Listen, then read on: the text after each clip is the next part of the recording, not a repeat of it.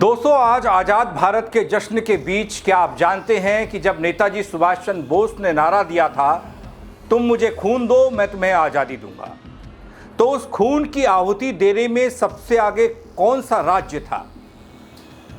एक ऐसा पहाड़ी इलाका जिसने नेताजी की फौज को अपने कलेजे के टुकड़े सौंप दिए।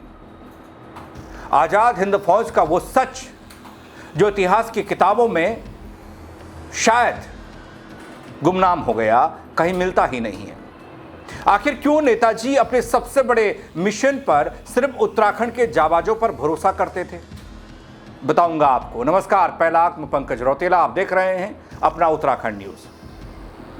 दोस्तों, इतिहास गवाह है कि जब जब देश पर आंच आई, देवभूमि उत्तराखंड के बेटों ने अपनी छाती आगे कर दी। ये बात साल 1942 की है। नेताजी सुभाष चंद्र बोस ने अंग्रेजों को भारत से खदेड़ने के लिए आजाद हिंद फौज का पुनर्गठन किया था। इस फौज में देश के कोने कोने से सिपाही भर्ती हो रहे थे, लेकिन वो सवाल, क्या आप जानते हैं कि आईएनए की कुल ताकत का लगभग 11 से 12% हिस्सा अकेले उत्तराखंड से था। यानी फौज का हर 10वां सिपाही एक पहाड़ी जाबाज था। 2500 से ज्यादा वीर सैनिकों ने पहाड़ों को छोड़कर देश की आजादी के लिए कसम खाई थी।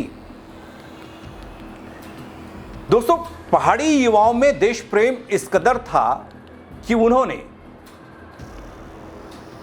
आजाद हिंद फौज के शीर्ष पदों पर अपनी जगह बनाई। इसमें सबसे पहला और बड़ा नाम आता है कर्नल प्रीतशरण रतूड़ी का। कर्नल रतूड़ी को नेताजी ने आजाद हिंद फौज की पहली बटालियन की कमान सौंपी थी। दोस्तों, जब इम्फाल और कोहिमा के मोर्चे पर अंग्रेजों से सीधा टक्कर हुई, भिड़ंत हुई, तो कर्नल रतूड़ी की अगुवाई में पहाड़ी जवानों ने वो शौर्य दिखाया कि ब्रिटिश सेना के पैर उखड़ गए। उनकी इस बहादुरी के लिए खुद नेताजी ने उन्हें सरदार जंग की उपाधि दी, इस उपाधि से नवाजा। दोस्तों, इस फौज में एक और चमकता सितारा कर्नल धन सिंह थापा, जिन्होंने बर्मा म्यांमार के जंगलों में अंग्रेजों के खिलाफ गोरिल्ला युद्ध लड़कर इतिहास रच दिया। लेकिन दोस्तों, ये संघर्ष की कहानी, उत्तराखंड की वीर गाथा यहीं खत्म नहीं होती है। नेताजी सुभाष चंद्र बोस अपनी सुरक्षा को लेकर बेहद सतर्क रहते थे। उन पर कई बार जानलेवा हमले की कोशिश हुई थी। ऐसे में नेताजी ने अपनी जान की हिफाजत के लिए किसे चुना? वो थे पिथौरागढ़ के वीर सपूत देव सिंह दानू। देव सिंह दानू नेताजी के पर्सनल बॉडीगार्ड, निजी अंगरक्षक थे,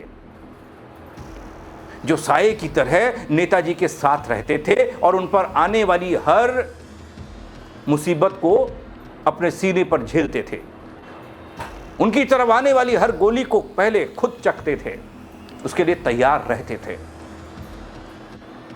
दोस्तों, सिंगापुर के जंगलों से लेकर इम्फाल के मोर्चे तक उत्तराखंड के इन 2500 से ज्यादा जाबाजों ने जय हिंद और कदम कदम बढ़ाए जाके गीतों के साथ अंग्रेजी साम्राज्य की नींव हिला दी। इस महायज्ञ में उत्तराखंड के सैकड़ों जवानों ने हंसते हंसते अपने प्राणों की आहुति दे दी, लेकिन घुटने नहीं टेके। आज दोस्तों, इन सबको याद करने का एक बार फिर से वो दिन आजाद भारत का, जब हम स्वतंत्रता दिवस मना रहे हैं, पूरा देश जश्न में है।